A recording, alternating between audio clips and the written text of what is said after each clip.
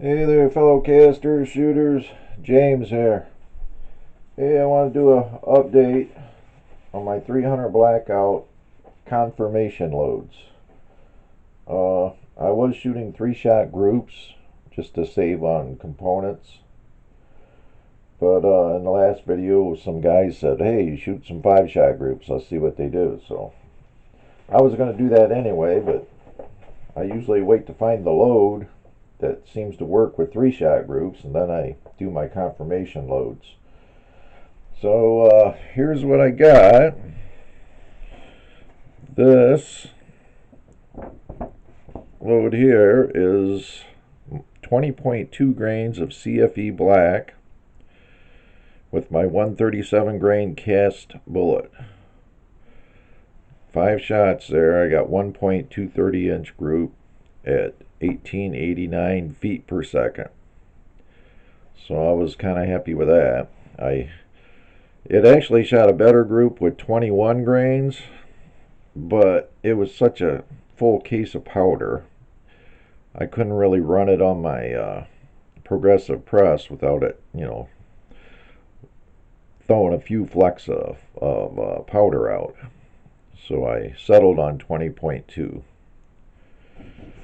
And here's my 16.5 grains of H110 with that same 137 grain cast bullet, 5 shots, 2068 feet per second.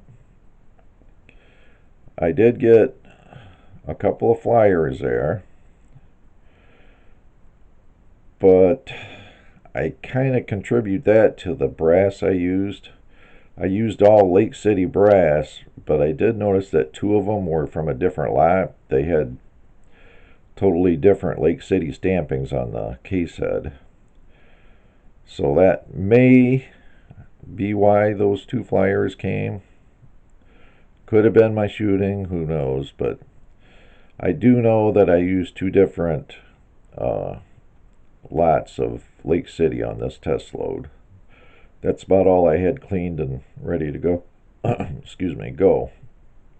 But the interesting part is the 3 here were in .365 inch group.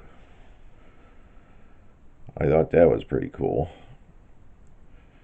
Who knows what would have happened if I'd have had all the same lot brass, same style brass, but you never know. Anyway, they came out pretty good, and I think I'm going to settle on these 2 loads. Then again, I'm using a 1 to 5 power scope too at 100 yards, so might have been a little better if I'd have had a little more power to see it, but the scope I'm using, it has a real small dot, like a micro dot in the center of the crosshair, and it just barely covers up this little bit of area right here, about what you see on the black.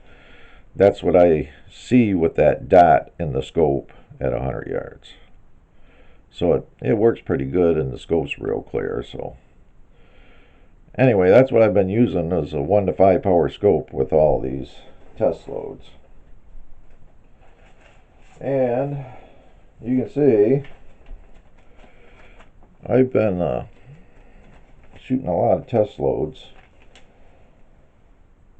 I've been also doing my test loads for 223 cast bullet, 75 grain, and I keep getting 3 in there real good, but when you shoot larger groups, you get that outlying flyer that may go to 3 to 4 inches, and I'm trying to find a load that's more consistent for the 223. My H335 load that I showed you guys in a previous video, it did the same thing. That 19.5 grains of H335. I'll get 3 in there, real tight. There's 4th one, but the 5th one went up here. I keep getting that. So I'm going a different route. I still got to do more testing on it, but here's a 3-shot group with CFE 223 what my thinking is maybe I should go with a slower burning powder that has more case fill and a little less pressure.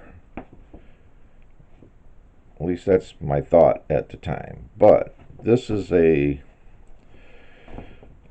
load worth checking out. It's 20.5 grains of CFE 223. I got a 1.2 inch group with a 3-shot group. Now I got to do a confirmation load with that and see if I can get, 5-10 rounds in that same group area. I'm hoping, but you never know until you test them. But like I say, right now I'm trying to find a load that's consistent. I don't care if it's 2-inch group, long as it's consistent and I don't have the flyer situation I've been having with the 223. So that's where I'm at with that. I have some of those loaded up.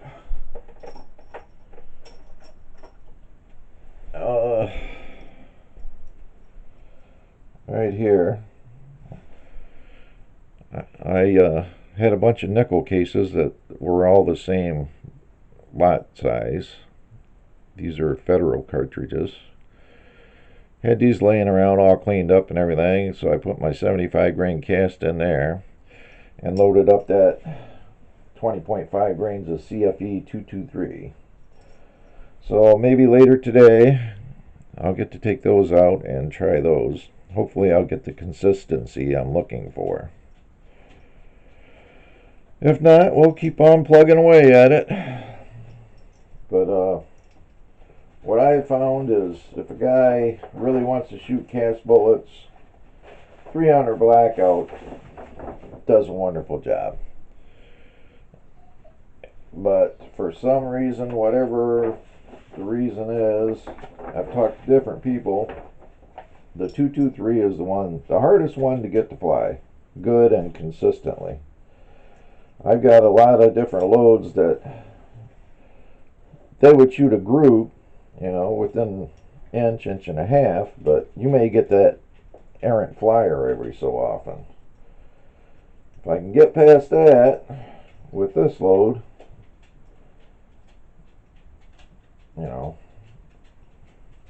I'll be a happy camper.